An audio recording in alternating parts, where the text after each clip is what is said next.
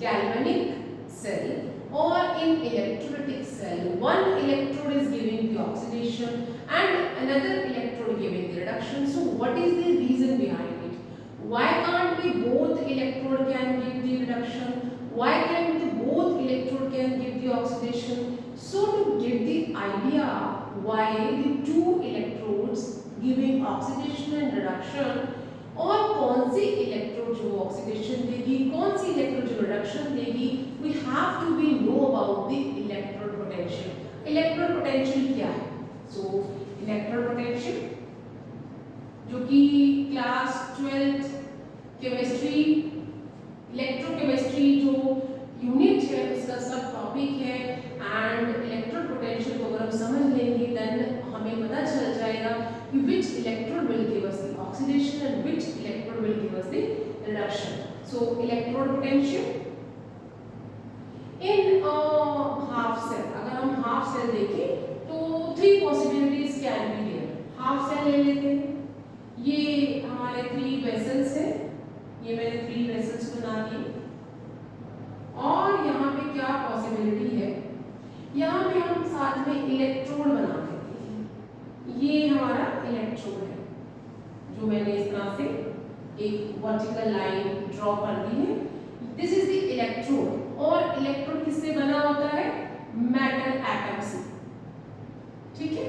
और ये जो इलेक्ट्रोड है ये प्लेस या it is hand in the ionic solution of its own. अपने ही आयनिक सॉल्यूशन में को डिप किया गया है. तो यहाँ पे हम आयनिक सॉल्यूशन जो है वो इस तरह से बना देते हैं. ये इलेक्ट्रोड है जो कि मेटल एटम से बनी हुई है और ये अपने आयनिक सॉल्यूशन के कांटेक्ट में है. So what will happen? 3 possibilities यहाँ पे हो सकती हैं. यहाँ पे 3 पॉसिबिलिटीज होगी. और ये आयनिक सॉल्यूशन है तो हम यहाँ पे मेटल का आयनिक सॉल्यूशन उसके ऊपर कौन सा चार्ज है वो मैंने Mn+ से जो आयनिक सॉल्यूशन है उसमें मैंने M और ये N+ मैं इसको फर्स्ट सेकेंड कोई भी वहाँ पे डिजिट हो सकता है तो मैंने जनरली वहाँ पे N+ लिख दिया है. तो तीनों में ही Mn+ and Mn+ ionic solution है और ये जो इलेक्ट्रोड है वो मेटल से बना हुआ है तो मैंने सिंपली यहाँ पे M लिख दिया है. Now what will happen? 3 possibilities will be there. तो जो हमारा फर्स्ट केस है, फर्स्ट केस में हम क्या करेंगे? हम इसे A और इसे B और इसे C सिचुएशन ले लेते हैं. ऐसा हो सकता है कि ये जो आयनिक सॉल्यूशन है वो इलेक्ट्रोड के साथ टकराए. It can get collide with it और कोई भी रिएक्शन नहीं होगा और वो ऐसे का ऐसा ही वापस आ जाएगा. सो पहला है like there is no interaction. Interaction किस किस के बीच में? M एंड Mn+ के बीच में कोई इंटरेक्शन नहीं हुआ. आयन गया, आयन ने इलेक्ट्रोड को हिट किया and it will come back. कुछ भी चेंज नहीं हुआ. सेकेंड पॉसिबिलिटी क्या है? सेकेंड पॉसिबिलिटी ऐसा हो सकता है कि जो Mn है हमारा जो आयन है वो इलेक्ट्रोड से टकराएगा. अब क्योंकि वो उस पर पॉजिटिव चार्ज लगा हुआ है तो वो इलेक्ट्रॉन ले लेगा और अगर ये इलेक्ट्रॉन ले लेता है तो क्या हो रहा है यहाँ पे? इसमें इलेक्ट्रॉन लेने की पावर होती है वहाँ क्या हो जाएगा? रिडक्शन हो जाएगा. सिचुएशन कैसी हो जाएगी? Mn है उसने इलेक्ट्रॉन ले लिया और किसमें कन्वर्ट हो गया? मेटल एटम में हिट किया और वो यहाँ पे आ गया और उसने यहाँ से इलेक्ट्रॉन ले लिया है तो इलेक्ट्रॉन को कैसा बना देगा? Positively charged.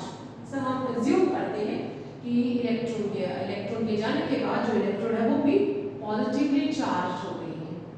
थर्ड कंडीशन भी है दैट इज कि जो मेटल एटम है वो क्या करेगा?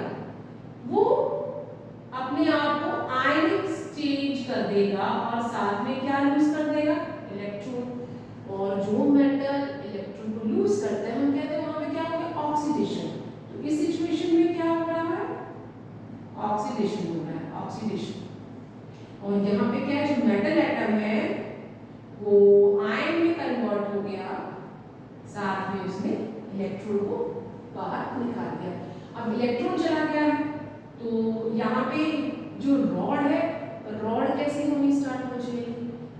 इलेक्ट्रॉन यहाँ से जाने के बाद यहाँ पे वो ले रहा है, तो ये पॉजिटिवली चार्ज है।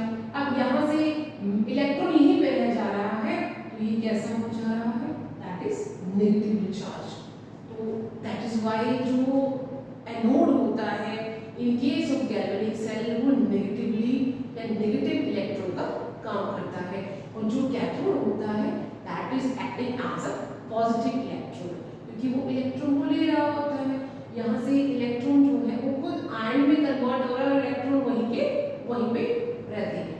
अब ये तीन सिचुएशन है, ऐसा क्यों होगा, व्हाई इज दैट? अब दोनों ये क्यों हो रहा है, तो ये जो इलेक्ट्रोड है, ये इलेक्ट्रोड और ये जो यहाँ पे आयनिक सॉल्यूशन है, ये जो इसका आयनिक सॉल्यूशन है, ये डिपेंड करता है इनकी टेंडेंसी के ऊपर, कैपेबिलिटी के ऊपर। अगर जो आयनिक या जो आयंस है उनकी टेंडेंसी ज्यादा है टू गेट रिड्यूस्ड, तो क्या हो जाएगा, यहाँ से वो रिडक्शन स्टार्ट हो जाएगा। इफ बी सिचुएशन है, इफ बी सिचुएशन, अगर बी सिचुएशन होती है, if the B situation will occur, अगर बी सिचुएशन अकर होती है, then reduction will occur, reduction will occur means क्या हो जाएगा, ions are more in tendency, ion क्या है, बहुत ज्यादा है, तो ये वाला होगा।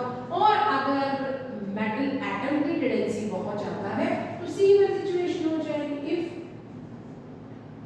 मेटल एटम having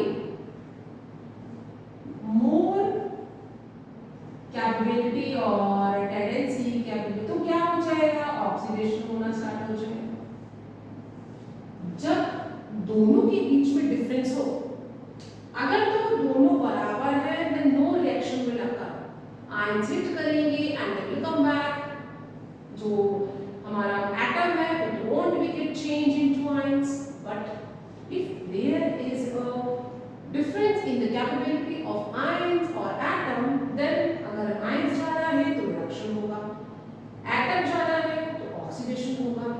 इस difference के कारण ये जो movement है ये start होती है, and that difference between the solution and electrode is known as potential electrode or electrode potential, कि कितना difference है। So the difference between, तो यहाँ पे हम इसको लिख सकते हैं the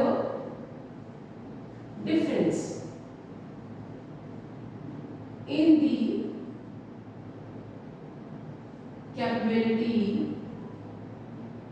of, किस capability of ions and metal electrode generate potential, क्या जनरेट करता है, पोटेंशियल, जिसके कारण या तो ऑक्सीडेशन होगा, ऑक्सीडेशन है मतलब मेटल एटम आयन में जाएगा और इलेक्ट्रॉन्स रह जाएंगे, और या रिडक्शन होगा, जो आयंस है वो इलेक्ट्रॉन्स ले लेंगे, and that is known as, हम एक इंडिविजुअल हाफ सेल की इलेक्ट्रॉन और आयन के साथ इसको कंपेयर कर रहे हैं, and that is known as electrode potential. इसे हम क्या कहेंगे, electrode potential. And electrode potential is represented by capital E. इसे हम किससे रिप्रेजेंट करते हैं, कैपिटल ई से। अगर स्टैंडर्ड टेम्परेचर 298 टेम्परेचर पे सभी की जो कंसंट्रेशन है वो यूनिटी हो, या हम कहते हैं कि ये जो सॉल्यूशन है इसकी जो मोलार कंसंट्रेशन है वो 1 हो, अगर ये 1 मोलार कंसंट्रेशन है तो उस वक्त हम इलेक्ट्रोड पोटेंशियल को क्या कहेंगे, स्टैंडर्ड इलेक्ट्रोड पोटेंशियल।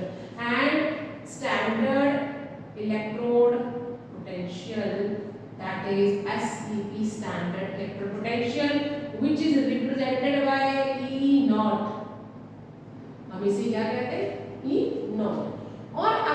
आपने ई नोट को मेजर करना है in the form of this cell, हम गैल्वेनिक सेल की बात करें तो यहाँ तो ये इलेक्ट्रॉन पोटेंशियल है, हम हाफ सेल की बात कर रहे हैं। दोनों हाफ सेल में जब ये दोनों के बीच में ये डिफरेंस आ जाए तो हम उसे क्या कहते हैं, सेल पोटेंशियल। ये इंडिविजुअल हाफ का है इलेक्ट्रॉन पोटेंशियल, दोनों हाफ सेल के बीच में अगर है then it is known as cell potential, cell potential. और हम स्टैंडर्ड इलेक्ट्रॉन पोटेंशियल को कैसे मेजर करते हैं, that is E naught equal to E right minus E left.